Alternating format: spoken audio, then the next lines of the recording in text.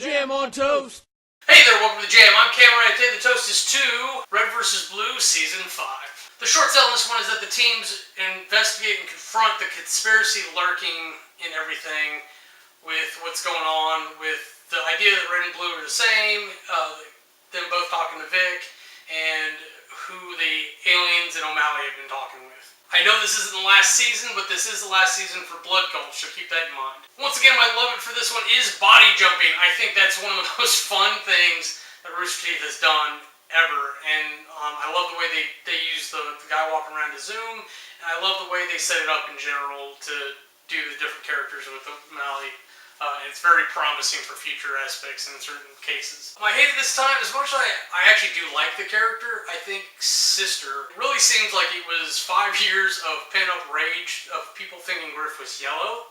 So they put a yellow character in specifically to make fun of all those people. And I think it's a joke that just kind of went awry because they weren't used to having girls as characters to write about. So they ended up making guy jokes about girls, so she was kind of the weird slutty character, and like the joke is that she was gross. I don't know how I feel about that. I just have mixed feelings about her character use. On the counterpoint of women's rights here, MVP for this one was definitely Tex. She came back and brought it all together, and definitely was the one manipulating the scene in general. Tucker played a big part in that too, but when it came down to it, Tex was definitely the one that had the power and definitely had the forethought to take on the task at hand. And if you keep watching the series, you'll definitely see why that is. But let's blast off the categories. Aesthetics. I definitely had to bump it up here. We got a lot of the same stuff we saw in season 3 and 4 because we got the Halo 2 assets. They kept using different things and making an excuse to make them fit together. But they definitely started working with importing non-Halo game assets, like the Pelican that comes in is just a picture that they animated into it. So they started recognizing that they needed something a little bit extra to really make the show pop aesthetically. So big points there. I'm glad that they saw it, and they gave us a lot of the same good scenes otherwise. Aesthetics gets an 80. Character development. I feel like the exposition that they give for this definitely does a lot of character development. We definitely see Tex come along. We see what's going on with her in her brain, how she has perceived all this up to this point. We see the same thing from Wyoming.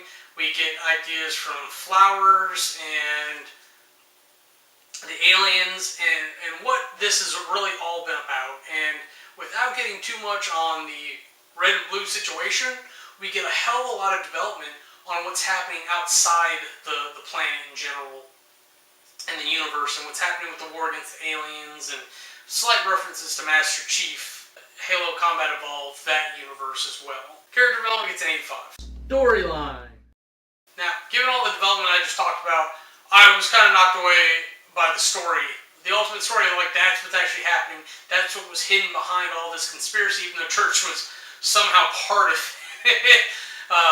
By the perspective that we've got at this point.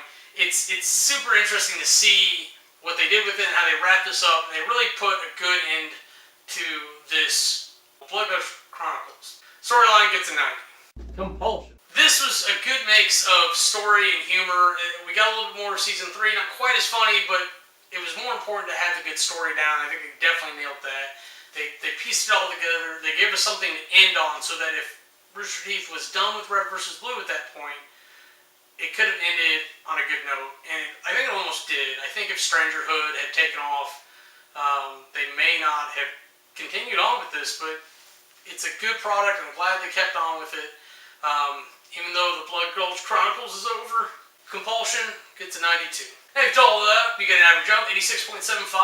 Before I jump into my wrap-up review, I've got to mention there is a bridging story between seasons 5 and 6. It's called Recovery 1.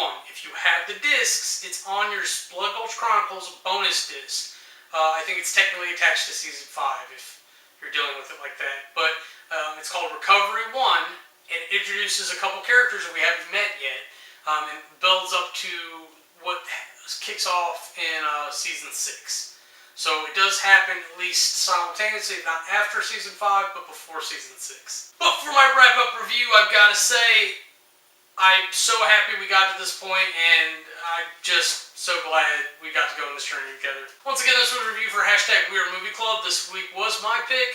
Next week's pick is Charlie. Down Periscope.